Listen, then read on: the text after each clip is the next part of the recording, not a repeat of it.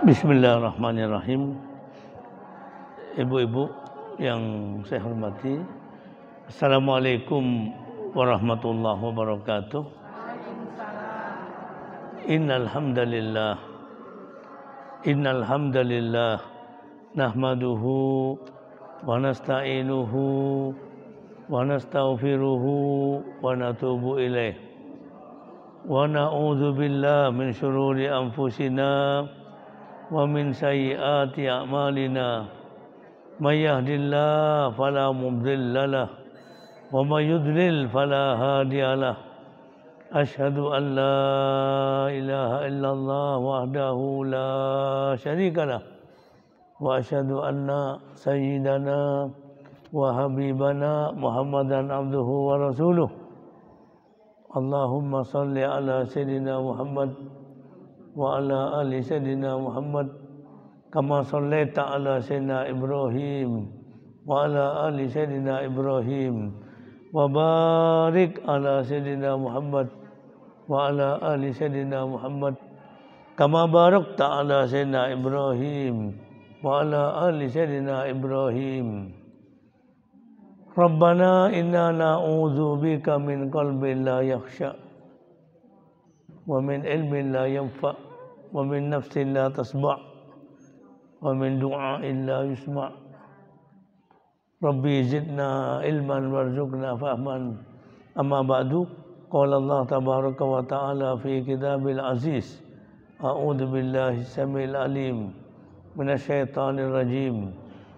Ya ayyuhalladzina amanu taqullaha haqqa tuqatih wa la tamutunna illa wa antum muslimun. Hamdalillah, yang pertama dan yang paling utama, syukur, terima kasih kita kembalikan kehadirat Allah Jalla Jalaluh, yang hanya dengan bantuannya, dengan taufik dan hidayahnya, pagi ini kita berada di masjid ini untuk kita sejenak bertafakur, membaca pelajaran Nabi kita sallallahu alaihi wasallam, yaitu bab apa ini ya Bu? Sunatnya bertanya kepada keluarga sakit.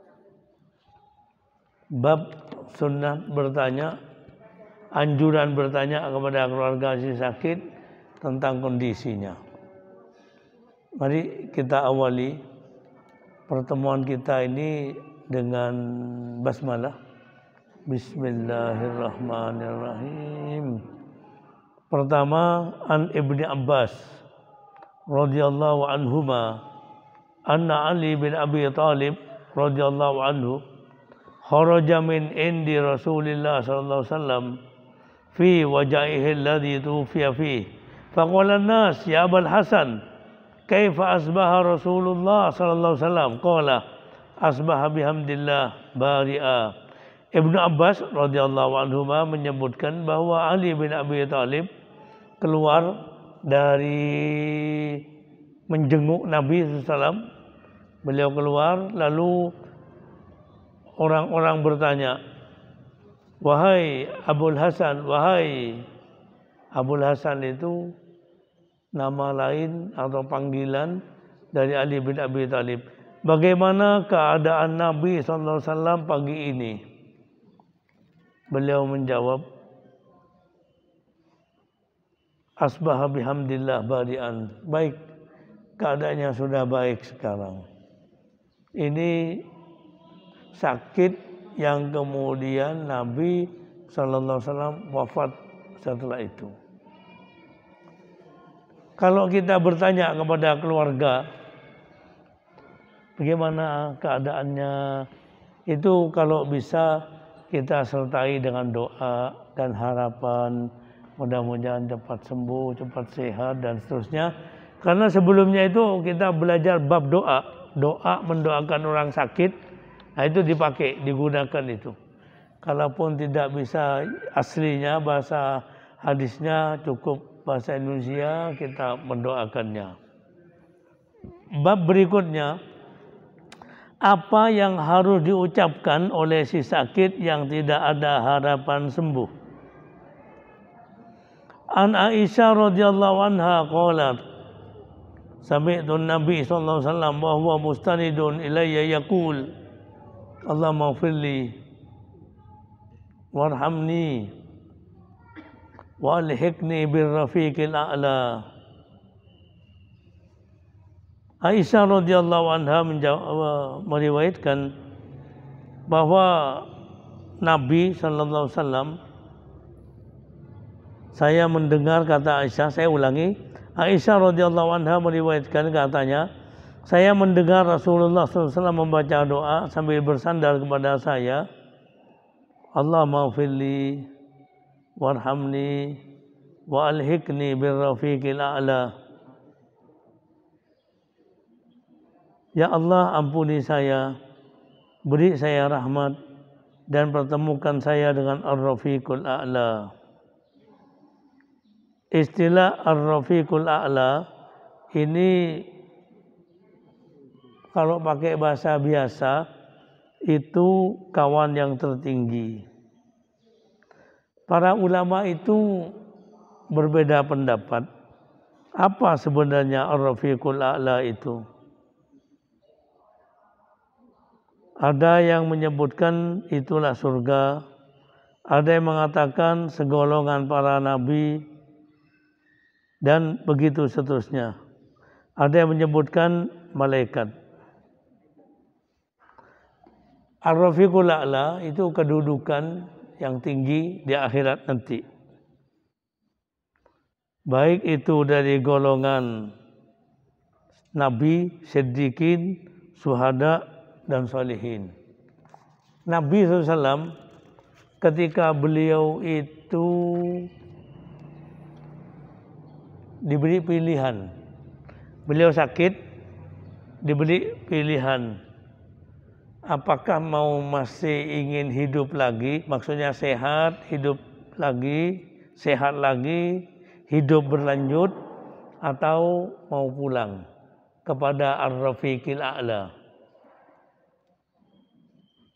Nabi SAW memilih bal ila rafiqil a'la. Enggak, saya mau pulang. Saya mau pulang. Itu Nabi SAW. Allah. Salawatullah wassalamu alaih. Jadi Nabi andai kata masih mau minta waktu untuk hidup lagi beberapa tahun, mungkin dipenuhi. Tinggal Nabi ini ditanya, masih ingin berlanjut hidup atau sudah cukup untuk kembali? Nabi memilih kembali kepada Allah. Doa beliau disebutkan oleh Siti Aisyah di sini, Allahumma ighfirli. Ini Siti Aisyah itu punya kenangan yang sangat indah sekali ketika Nabi SAW wafat di bawah pelukan beliau, Siti Aisyah. Ini sakit ini Nabi. Lalu Nabi SAW minta kepada istri-istrinya yang lain, Ummahatul Mukminin radhiyallahu anhunna, beliau minta izin kepada mereka untuk beliau tidak lagi datang ke sini, karena itu ada waktunya. Hari Senin di mana, hari Selasa di mana. Terus sampai itu lalu Nabi kelihatannya sudah payah untuk pindah tempat. Lalu beliau itu kadang-kadang bertanya, besok saya di mana, besok saya di mana. Ingin itu ke Aisyah, ingin ke Aisyah, itu ingin segera di kamar Aisyah radhiyallahu anha. Dan itu lalu para istri Nabi sallallahu alaihi wasallam memberi izin, merestui Nabi tidak usah kemana-mana lagi, dan beliau wafat di kamar Siti Aisyah radhiyallahu anha dan dimakamkan di kamar Siti Aisyah radhiyallahu anha sampai sekarang. Sehingga beliau bersabda, antara mimbarku dan kamarku atau rumahku itu raudhah. Untuk siapa berdoa Allah akan kabulkan. Jadi kalau wafat di rumah Siti Hafsah, ya dimakamkan di Siti Hafsah. Tapi ini Nabi SAW akhirnya memang beristirahat atau minta tinggal di rumah Siti Aisyah radhiyallahu anha. Yang itu kalau Masjid Nabawi sekarang itu dekat dengan mimbar atau dekat imam. Ini yang Nabi kemudian berdoa mau meninggal, Allahumma firli warhamni wa alhiqni birrafiqil a'la, dan pertemukan aku dengan ar-rafiqil a'la. Kalau Nabi Yusuf alaihissalam,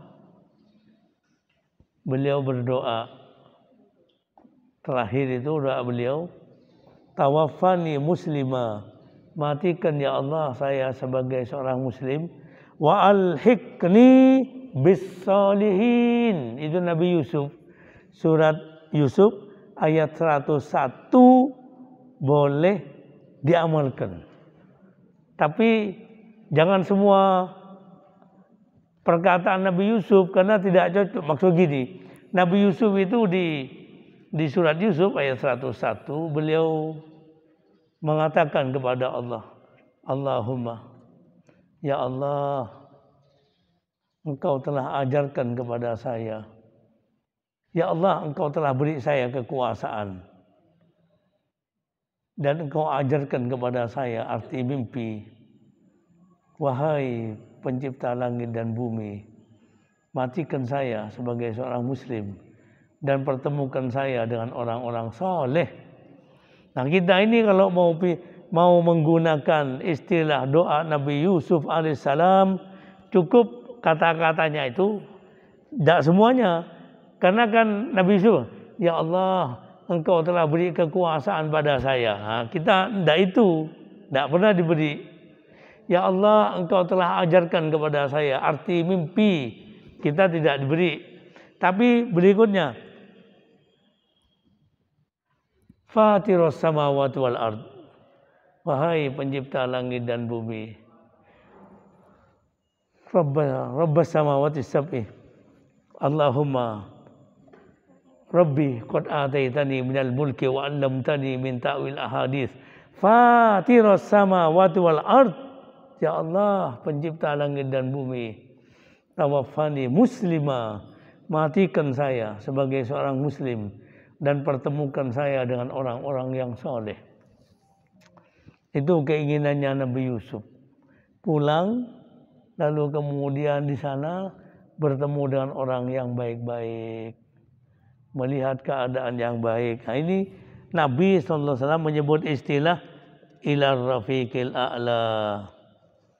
Kemudian berikutnya juga dari Siti Aisyah radhiyallahu anha, ra'aitu Rasulullah sallallahu alaihi wasallam wa huwa bil maut wa indahu qadahun fihi ma, thumma yamsahu wajhahu bil ma, thumma yaqul Allahumma inni ala ghamaratil maut wa sakaratil maut. Siti Aisyah radhiyallahu anha juga menyebutkan, katanya, saya melihat Rasulullah sallallahu alaihi wasallam ketika menjelang wafat, di samping beliau itu ada semangkuk air, satu bejana kecil air. Lalu beliau memasukkan tangannya ke dalam mangkuk tersebut, mengusap wajah beliau dengan air, kemudian berdoa, Allahumma a'inni ala ghamaratil maut wa sakaratil maut. Tolonglah aku ya Allah dalam menghadapi keberatan dan kesukaran ketika sakratul maut.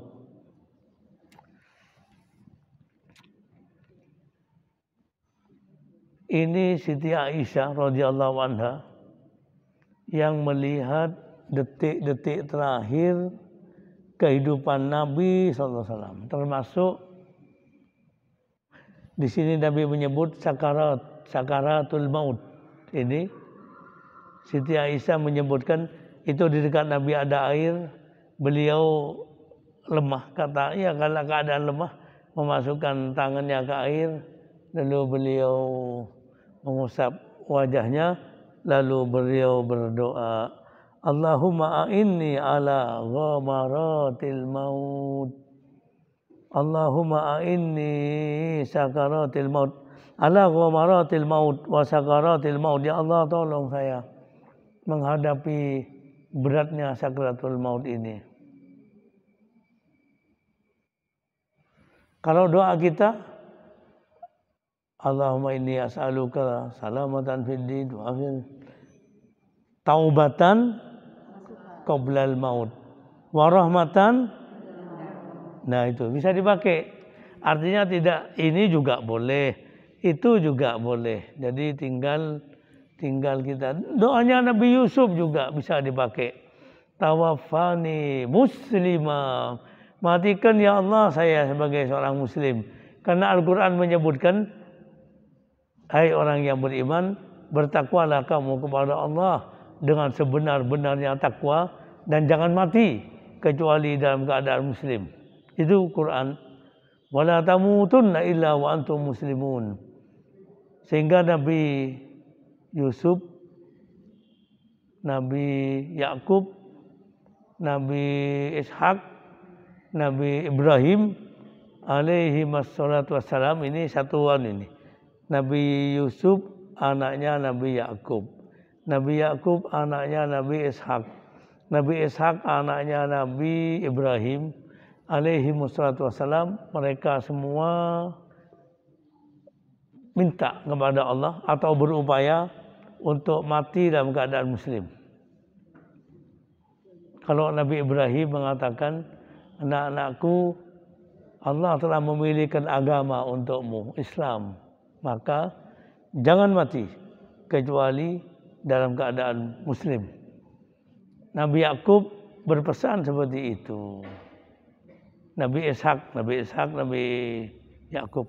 Ini satu karunia dari Allah Subhanahu wa taala. Di sini ada sakratul maut. Makanya kalau kita lihat Isra Mi'raj, Isra Mi'raj ini kan kalau pakai akal sulit dipahami karena jaraknya seperti itu, jauhnya, apalagi naik ke langit yang ketujuh, waktunya cepat sekali, itu lebih tidak bisa diterima. Apalagi akalnya orang-orang zaman itu yang hanya kendaraannya naik unta, itu lebih tidak masuk akal lagi. Tapi Al-Quran mengingatkan kepada kita bahwa kekuasaan Allah itu tidak hanya itu aja. Coba lihat bagaimana itu langit ditinggikan. Kok bisa langit seperti itu? Lautan kok bisa seperti itu? Gunung kita juga. Tadi kita tidak pernah ada, tahu-tahu ada, sementara tinggal di dalam kandungan lebih kurang 9 bulan. Siapa yang bisa memproses dari bulan pertama, bulan kedua, bulan ketiga, tiba-tiba lahir. Kemudian jadi bayi. Bayi ini tidak lama. Dia harus naik jadi anak-anak. Dan itu memang hidup ini perubahan. Hidup ini perubahan. Dan ini kekuasaannya. Tidak bisa ditolak. Naik dari anak-anak, naik lagi jadi remaja, berubah lagi jadi pemuda, berubah lagi jadi dewasa, berubah lagi jadi tua, terus berubah, habis pulang kepada Allah. Sudah. Itu mau tidak mau. Siapapun dia. Apakah dia raja yang paling besar atau rakyat yang paling kecil, sama saja. Di hadapan hukumnya sama. Nah, itu yang kita kemudian memilih akhirat, tidak memilih dunia. Seperti tadi Nabi mengatakan, saya pilih akhirat. Umpama bahasanya kita ganti, tidak, saya mau pulang.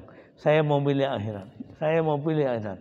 Dan Nabi SAW ketika beliau membangun masjid, itu di antara ucapannya itu, di antara pantun, bukan pantun, syair, la Aisyah illa aisyul akhirah. Tidak ada kehidupan kecuali kehidupan akhirat. Itu sudah pegangan Nabi sallallahu alaihi wasallam. Wallah yuridul akhirah. Allah itu menghendaki akhirat. Allah tidak menghendaki kita ini memilih dunia. Allah SWT tidak menghendaki, tidak membolehkan kita memilih dunia. Pilih akhirat. Pilih akhirat. Termasuk kalau Nabi SAW tadi itu memasuki sakratul maut, itu Nabi, Rasul, semua akan memasuki itu. Semua. Nah, tinggal bagaimana menghadapi sakratul maut itu. Ada riwayat, Nabi SAW ini paling sayang kepada umatnya. Umat sayang. Dan beliau ingin menanggung beban sakratul maut dari umatnya. Cukup beliau yang mau menanggung. Itu.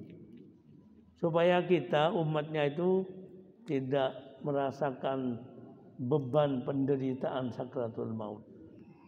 Dan ini pembicaraan mengenai sakratul maut ini memang cukup panjang. Artinya ada pendapat-pendapat lain.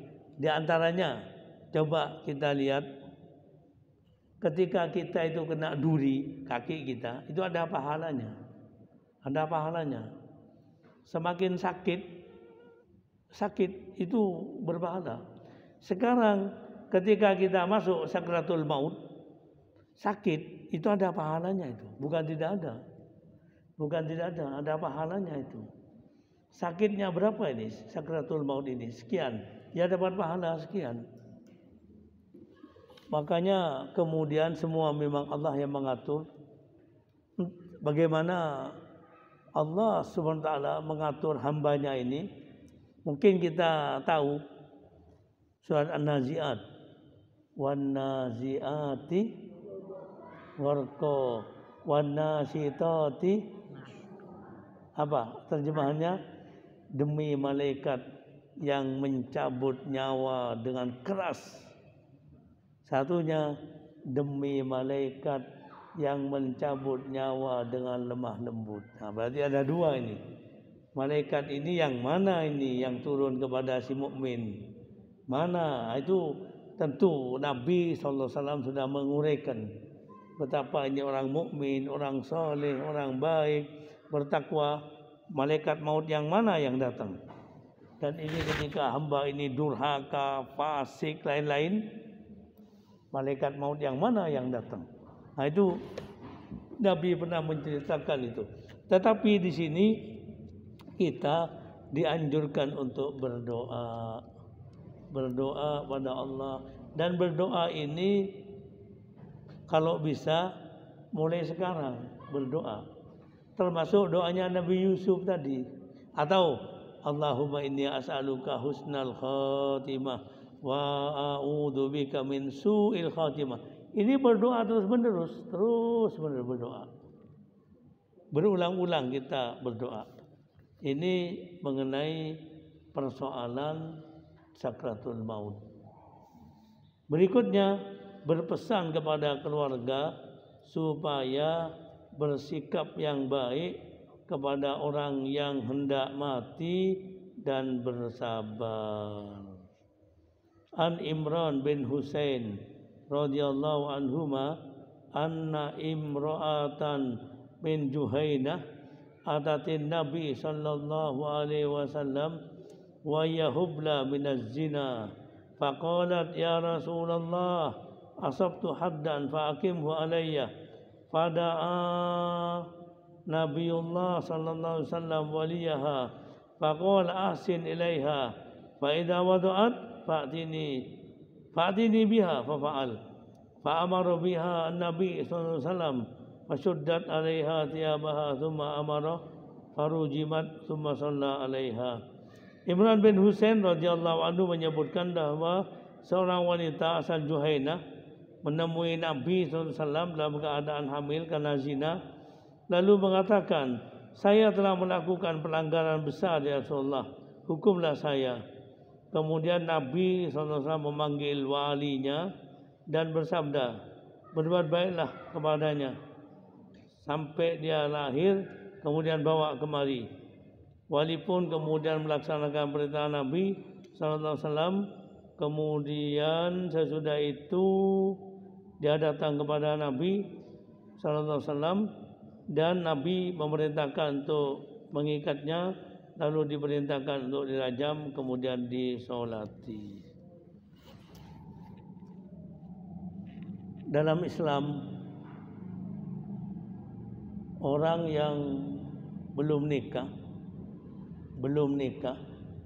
melakukan perzinaan, ya dan billah, itu dicambuk 100 kali. Belum nikah. Kalau orang sudah nikah, itu biasanya dirajam. Dirajam ini di badannya dimasukkan ke tanah, lalu kemudian dilempari. Rasanya di zaman Nabi SAW itu hampir tidak ada yang dirajam itu. Kecuali ada satu riwayat pertama, laki-laki, namanya Ma'is bin Malik. Ma'is bin Malik ini datang kepada Nabi SAW. Ya Rasulullah, saya melakukan pelanggaran, saya telah berzina ya Rasulullah. Itu Nabi tidak segera menerima pengakuannya itu. Mungkin ini pakai bahasa yang agak bebas kita. Kamu ini macam-macam. Dah, pulang.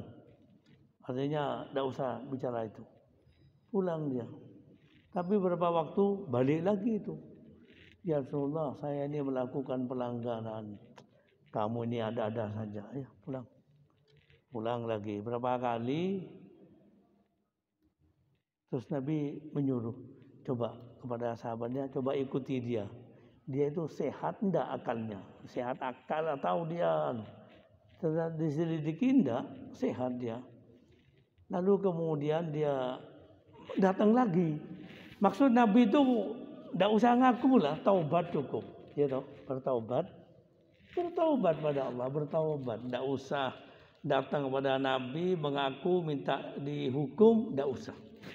Itu keinginannya Nabi. Makanya pengakuan pertama ditolak karena memang cukuplah sudah dia bertobat.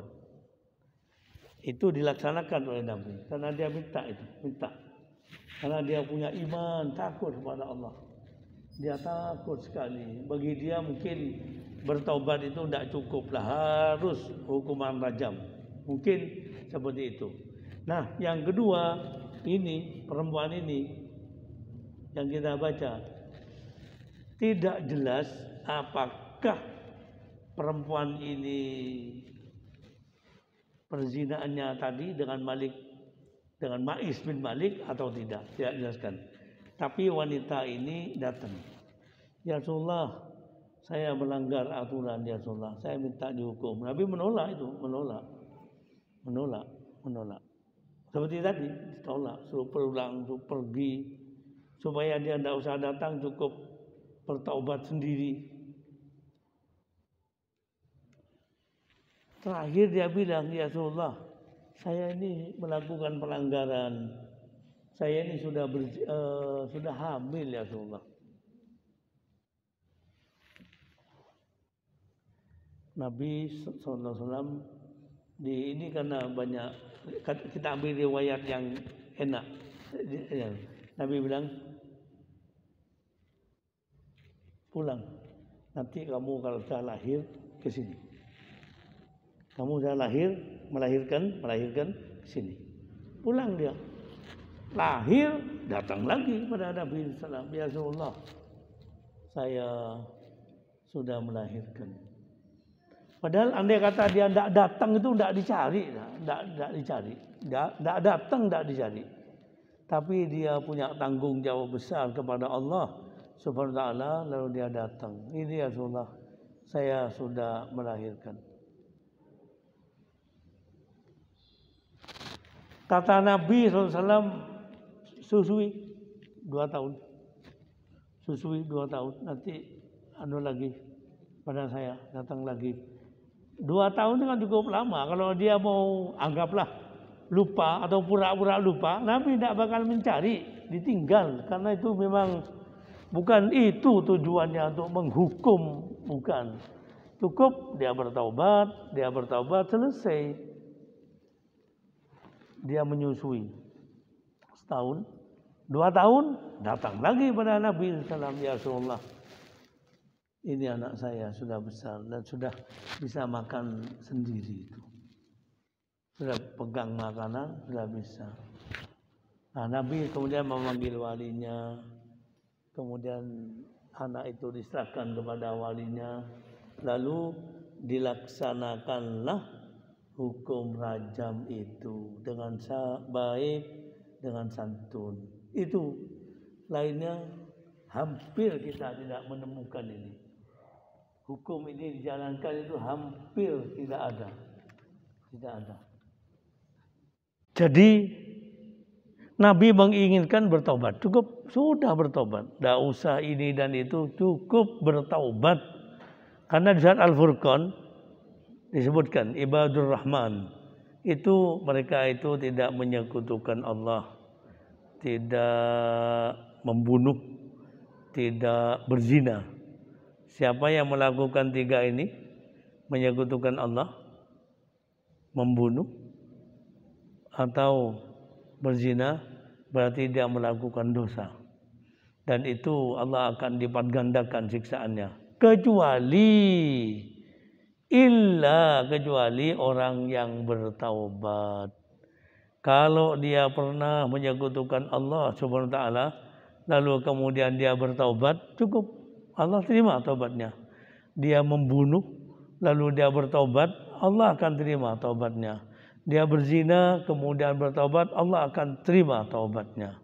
Nah, ini yang kita baca dalam riwayat ini, rupanya kasusnya seperti itu. Disebutkan di hadis ini seperti itu. Karena itu juga ada kisahnya, ada kejadiannya. Berikutnya, orang yang sakit boleh menyatakan kesakitannya asal tidak membenci takdir. An Ibnu Mas'ud radhiyallahu anhu qala, "Dahaltu 'ala Nabi sallallahu alaihi wasallam wa huwa yu'aku famasastu faqultu innaka la tu'aku wa'kan sadida."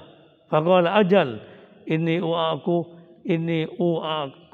kama yu'aku rajulani minkum.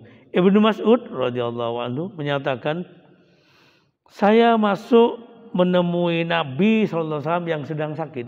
Nabi sakit demam. Sakit panas. Lalu saya meraba beliau, saya pegang beliau itu. Ternyata beliau itu amat sangat panas sekali. Lalu saya berkata, "Ya Rasulullah, engkau sangat panas ya Rasulullah, badanmu itu sangat panas sekali." Kata Nabi SAW, benar. Panas badan saya ini 2 kali panasmu. Jadi kalau orang biasa panas, berapa kira-kira? Panas itu berapa? Orang sakit panas itu berapa? Ya, anggap 40. Anggap 40. Nabi itu bisa 80. Nabi 80. Pokoknya kalau orang sekarang tidak akan mampu itu. Tapi kata Nabi SAW, ya saya 2 kali panas badanmu. Lalu Abdullah bin Mas'ud mengatakan, benar ya Rasulullah, karena pahalamu juga 2 kali. Ya, jadi kalau orang biasa kena panas 40, pahalanya 10, Nabi 80, panasnya 20. Pokoknya lebih banyak. Benar kata Nabi SAW. Tidaklah seseorang yang merasakan demam atau panas kecuali kesalahan-kesalahannya itu berguguran sebagaimana daun-daun yang kering berguguran dari tangkainya. Kesalahan-kesalahannya, dosa-dosanya itu berguguran. Jadi kalau orang sakit itu diantara pahalanya dosa-dosanya terampuni. Dosa-dosanya terampuni, termasuk tadi panas itu ibaratnya dosa, kesalahan seperti daun kering itu berguguran dari tangkainya. Jadi kalau dia pas mengalami panas itu 10 tahun, bersih sungguh dia itu. Bersih. Tinggal orang itu harus mengerti persoalan ini. Makanya kemudian dia tidak boleh mengeluh atau mencaci maki takdir dan seterusnya. Baiklah, kita lihat. An Sa'ad bin Abi Waqqas radhiyallahu anhu qala, ja'ani Rasulullah sallallahu alaihi wasallam ya'uduni min waja' istadda bi. Faqultu balagha bi ma tara wa ana dzu malin wa la yarisuni illa ibnati. Sa'ad bin Abi Waqqas meriwayatkan Rasulullah SAW datang menjengukku karena sakit yang aku derita, sakit panas. Lalu aku katakan, ya Rasulullah, demikian beratnya sakit yang aku derita ini. Saya ini punya kekayaan dan saya ini hanya punya satu anak perempuan. Bagaimana kalau saya sedekahkan itu harta saya itu? Tapi Nabi menolak, tidak boleh, jangan. Kalau 3/4 ya Rasulullah, tidak boleh 3/4. Setengah ya Rasulullah, jangan, tidak boleh. Akhirnya turun sampai 1/3. Kalau 1/3 ya Rasulullah, 1/3 saya sedekahkan. Nah, boleh. 1/3 itu banyak, kata Nabi, banyak. Artinya tidak boleh seseorang itu berwasiat tapi kemudian ahli warisnya tidak dapat bagian apa-apa. Itu tidak boleh. Jadi kalau ada seseorang berwasiat setengah dari harta miliknya, setengah, lalu dia meninggal dunia, itu setengah harus diganti menjadi 1/3. Tidak boleh dilaksanakan karena itu bertentangan dengan sabda Nabi SAW. Ambil 1/3 dan 1/3 itu banyak dan saat itu sakit saat itu. Tapi saat tidak mengeluh, tapi beliau itu khawatir. Jangan-jangan saya meninggal dunia ini. Bagaimana ya Rasulullah kalau saya sedekahkan harta saya? Akhirnya Nabi memberi 1/3 saja, tidak boleh lebih. Nah, yang terakhir di sini disebutkan Anil Qasim bin Muhammad qala qalat Aisyah radhiyallahu anha wa ra'sa faqala Nabi sallallahu alaihi wasallam bal ana wa ra'sa. Al-Qasim bin Muhammad meriwayatkan katanya, Aisyah pernah mengatakan, aduh, alangkah sakitnya kepalaku. Nabi SAW menjawab, mengatakan, aku juga alangkah sakitnya kepalaku. Artinya, kalau orang mengatakan, aduh, saya kok sakit saya, tidak apa-apa. Cukup mengatakan, saya ini kok sakit kepala saya, sakit gigi saya ini, sakit sungguh. Nah, itu tidak apa-apa. Nah, kemudian yang tidak boleh itu kemudian menyalahkan penyakit itu. Menyalahkan penyakit, menyalahkan takdir, dan macam-macam lah perkataan-perkataan. Itu sebaiknya kalau orang yang sakit seperti itu, rasakan sakitnya itu dengan berdoa, bersalawat, menyebut-nyebut nama Allah, menghafalkan Al-Quran, itu bukan kemudian marah ke sana, marah kemari ya toh. Jadi dia sambil sakit ini marah, semua kena marah. Itu dilampiaskan ke sana, itu tidak baik. Yang bagus itu dipegang, baca salawat, berdoa, baca zikir, berdoa pada Allah terus seperti itu. Dan minta obat pada Allah. Apa itu, tolong ya Rabb, berikan kepada saya obatnya ini. Itu insya Allah sakit ini, sakit gigi, sakit kepala, itu ada pahalanya. Pahalanya, berpahala. Makanya Nabi SAW menyebutkan semakin berat sakit itu semakin besar pahalanya.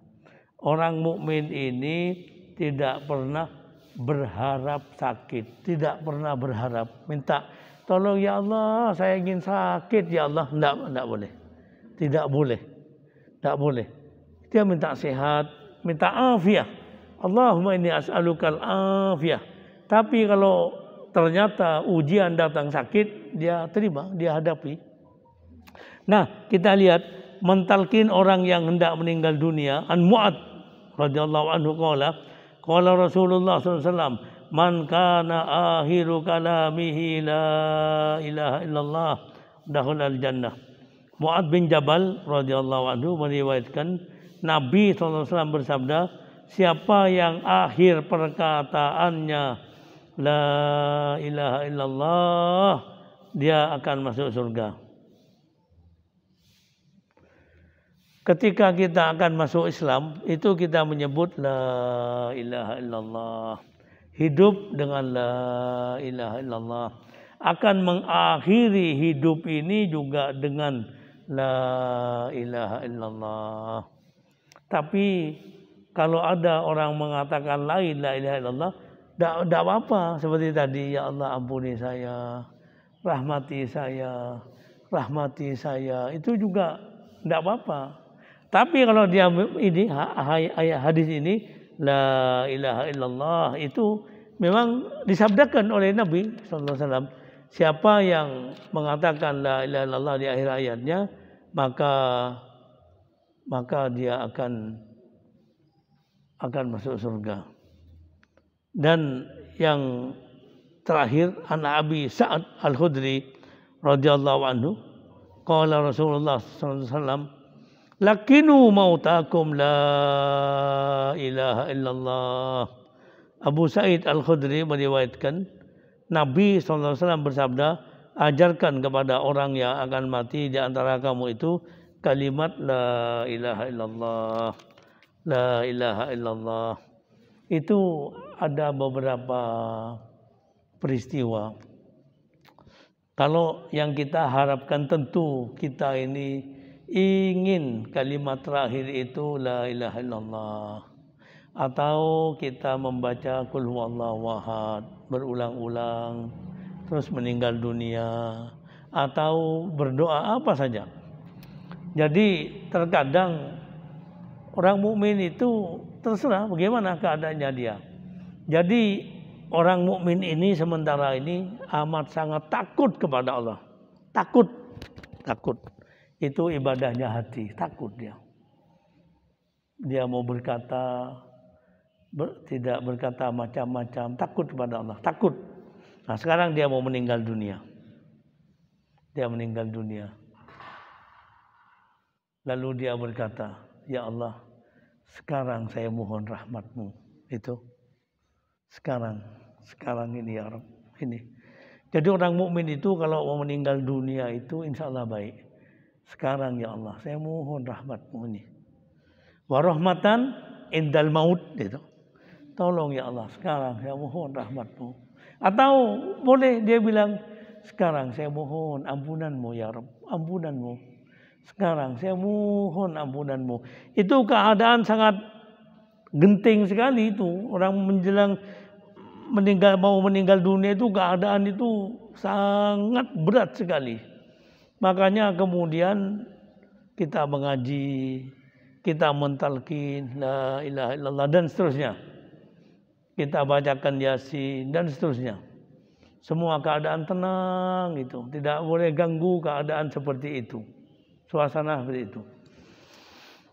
Ketika saya membaca beberapa kisah waliyad billah su'ul khatimah, akhir kesudahan yang jelek, itu ada seorang ayah, dia mau meninggal dunia. Oleh anaknya ditalkin, ayah ucapkan la ilaha illallah. Diam. Diulang lagi. Ini ada beberapa kisah ini. Kemudian dia bilang, "Tidak bisa anakku, tidak bisa." Gitu jawabannya. Tidak bisa. Atau dia bilang, "Ini tidak bisa, di lidah saya ini seperti ada gunungnya. Tidak bisa itu. Itu kumpulan kisah itu. Kumpulan kisah orang-orang yang sedang menghadapi itu. Ada lagi ketika dia mengatakan, dianjurkan, ucapkan la ilaha illallah. Tidak bisa, saya terhalang dengan itu. Ucapan itu dengan saya itu ada halang, tidak bisa saya. Tahu saya. Tapi saya tidak bisa ucapkan itu. Begitu. Allah yafad. Ya dan billah. Yang lebih buruk lagi tercantum dalam kisah itu. Jadi dia menghadapi sakratul maut itu, lalu dia berkata, ini saya pakai bahasa yang agak bebas, maksudnya saja. Ya Allah, apa maumu dengan saya? Engkau ini mau apa? Karena ini orang menderita. Ya Allah, apa maumu apa saya? Andai kata engkau mau membalas penderitaan saya dengan Firdaus, surga Firdaus, tidak cukup itu. Tidak cukup. Dan akhirnya dia memang meninggal dunia dalam keadaan seperti itu. Itu. Jadi macam-macamnya su'ul khatimah yang kita memang berdoa, Allahumma inni as'aluka husnal khatimah wa a'udzubika min su'il khatimah. Dan seperti Nabi Yusuf tadi, Allahumma, ini gampangnya kita bilang, Rabbi tawaffani muslimah wa alhiqni bis salihin. Ya Allah, matikan saya dalam keadaan muslim, matikan saya dan pertemukan saya dan orang-orang yang baik.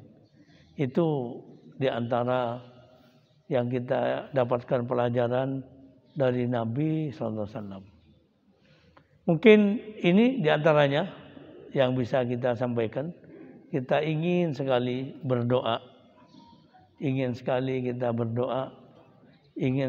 kita di masjid ini di bulan Sya'ban ini untuk kita mengadukan keadaan kita kepada Allah Subhanahu wa taala, termasuk juga nanti kita akan berdoa dengan doa khatmil Qur'anil Karim insyaallah. Mari kita awali dengan Al-Fatihah. Bismillahirrahmanirrahim. Iyyaka na'budu wa iyyaka nasta'in.